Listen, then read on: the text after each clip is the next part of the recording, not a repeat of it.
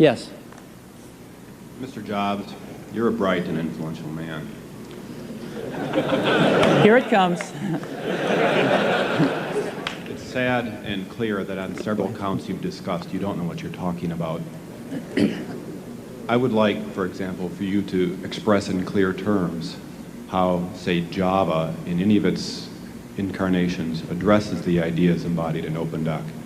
And when you're finished with that, perhaps you could tell us what you personally have been doing for the last 7 years.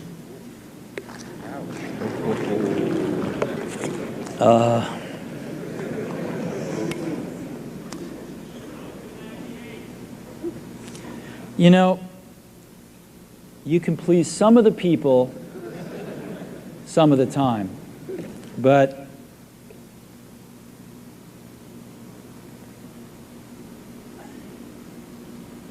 one of the hardest things when you're trying to affect change is that people like this gentleman are right in some areas. I'm sure that there are some things OpenDoc does, probably even more that I'm not familiar with, that nothing else out there does. And I'm sure that you can make some demos, maybe a small commercial app that demonstrates those things. The hardest thing is, how does that fit in to a cohesive, larger vision that's going to allow you to sell $8 billion, $10 billion of product a year? And one of the things I've always found is that you've got to start with the customer experience and work backwards to the technology. You can't start with the technology and try to figure out where you're going to try to sell it. And I've made this mistake probably more than anybody else in this room. And I've got the scar tissue to prove it. And I know that it's the case. And as we have tried to come up with a strategy and a vision for Apple, it started with what incredible benefits can we give to the customer? Where can we take the customer? Not starting with, let's sit down with the engineers and figure out what awesome technology we have, and then how are we going to market that. And I think that's the right path to take. I remember with the laser writer, we built the world's first small laser printer, as you know, and there was awesome technology in that box. We had the first Canon laser printing, cheap laser printing engine in the world, in the United States here at Apple. We had a very wonderful printer controller that we designed. We had Adobe's PostScript software in there. We had AppleTalk in there. Just awesome technology in the box. And I remember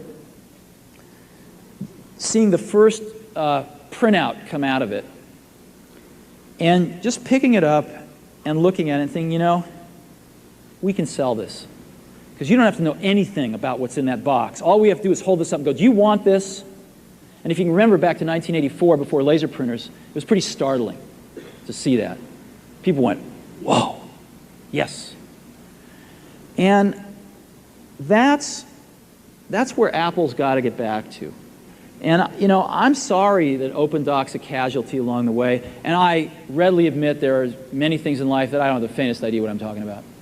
So I apologize for that too. But there's a whole lot of people working super, super hard right now at Apple. You know, Avi, John, Garino, Fred, I mean, the whole team is working, burning the midnight oil, trying to, and people, you know, hundreds of people below them, to execute on some of these things, and they're doing their best. And I think that what we need to do, and some mistakes will be made, by the way. Some mistakes will be made along the way. That's good, because at least some decisions are being made along the way. And we'll find the mistakes, we'll fix them. And I think what we need to do is support that team going through this very important stage as they work their butts off. They're all getting calls, being offered 3 times as much money to go do this, do that, the valley's hot, and none of them are leaving.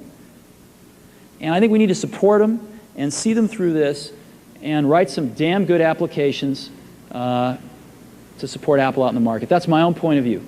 Mistakes will be made. Some people will be pissed off. Some people will not know what they're talking about. But I think it is so much better than where things were not very long ago. And I think we're going to get there.